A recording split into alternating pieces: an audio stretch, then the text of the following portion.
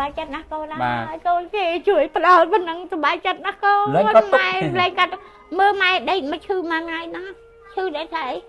ចឹងបើកូនហ្នឹងព្រឹកមិញដេកដល់ម៉ោង8 9ហើយមាននឹកចៅអីដែរនឹកហ៎ហើយលេខឈ្មោះចៅបាត់ឯដងសម្បត្តិចិនណាចៅឈ្មោះអីសម្បត្តិចិនអេមែនឯដងច្រឡំឯដងសេចទៅសេទុកទៀតបាយយកទៅវត្តច្រើនណាទូថាนั่งกับបងកដើម្បីច្រើនក៏មានបងប្អូនពីថាជួយដាក់ធំពីណារៀបរយនៅដែរមួយថ្ងៃហូប4កំប៉ុងអូយអរគុណណាស់លោកអើយឆ្ងាញ់ណាស់អ្នកបងឯងខ្ញុំបើអត់បាយពីប្រអប់បោះបានឆ្អែតបាទនៅវិសាដឹងឆ្ងាញ់ណាស់យើងឆ្ងាញ់ណាបាទណាបានបាយឆ្ងាញ់ណាស់ដល់អំបោពេញឆ្នាំមហូបអីដែលលោកយាយចូលចិត្តពិសាជាងគេឲ្យពិសាទៅដឹងឆ្ងាញ់ហ្មង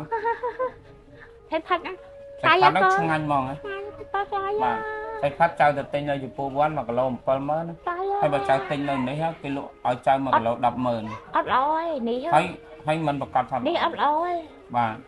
មកចៅទៅទិញម៉ែខ្ញុំភីកាឡាបើថាជ្រុលឲ្យភីកាឡាមួយទៀតឥឡូវអស់តែណាស់នៅតិចទេប៉ិនលៀបត្រូវអូចាំមកលៀបអីចៅមកជើងកអីចឹងអីឲ្យកូនអើយវាវល់ថាចៃហត់បាន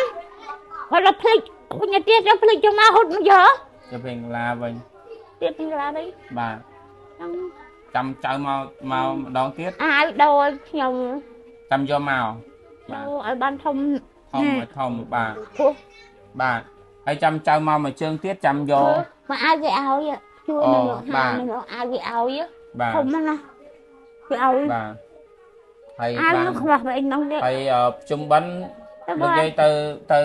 វត្តចាលុបផ្កាផងដាក់បិណ្ឌផងដាក់បិណ្ឌផងទៅឲ្យសុបាយមកគេមើលឯងកុំប៉ាឥឡូវមើលឥឡូវបានហើយមិញអ៊ំរាជច័ន្ទបរមហើយនឹងអ៊ំស្រីរាជតម្រា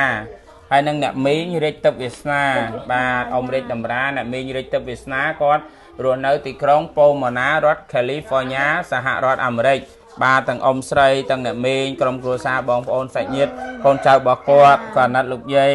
បាទគាត់ឧបត្ថម្ភឲ្យលោកយាយបានសុបាយចិត្តឲ្យលោកយាយមានសុខភាពល្អឲ្យលោកយា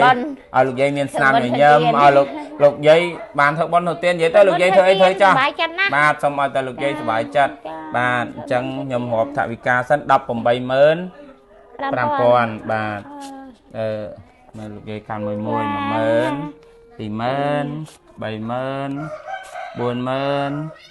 50000 60000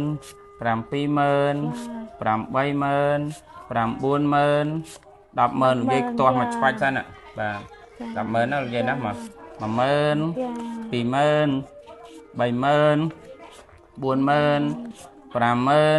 60000 70000 80000 5000គុណច្រើនណាស់គ្រប់ចំនួនណាលោកយាយណាខែទីប្រហែលហើយខែទី3ហើយខែទី3ហើយនៅសល់ប្រហែលខែទៀតនៅ9ខែទៀតគាត់អ៊ំរាជច័ន្ទបរមអ្នកមីអ៊ំរាជតម្រាអ្នកមីងរាជទឹកវាសនាជួយឧបត្ថម្ភលោកយាយ500ជាងហ្នឹងសរុបជាខែស្មើនឹង12ខែរយៈពេល1ឆ្នាំត្រឹមហើយឥឡូវនេះបាន3ខែហើយនៅសល់9ខែទៀតបាទចៅមកដើមខែសិនអញ្ចឹងរួចមួយខែទៀតណាលោកយាយណា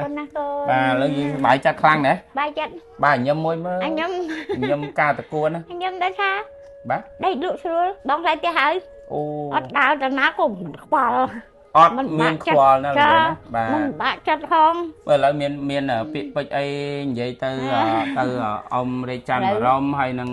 ជូនពរដល់ប្អូនដល់បងទាំងអស់ក្មួយទាំងអស់ទៅខ្ញុំបានទៅវត្តពី3សាលហើយគេ